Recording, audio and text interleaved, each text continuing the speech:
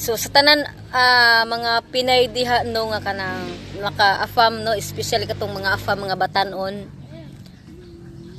Try galing papuyan yung Pilipinas sa inyong afam diri mga pila ka sa bulan lang, di ba? Daghang kay mo flirt nga mga bayi.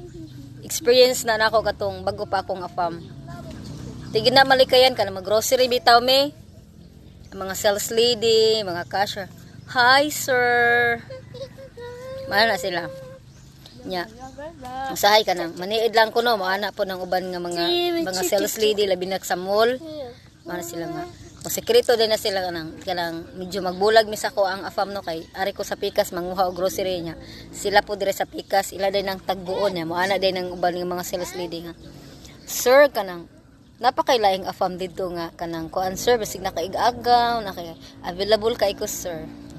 Try gani ninyo, di ba? Di gina siya malikayan. So how much more bitaw kana bitaw kanang mga Filipino nga di lang sa ingon dili pud kagwapuhan nya wala pud kayo dili pud kayamanan, I mean wala kayo kung ba wala jud kay kuan kwarta ba sakto lang ang source of income.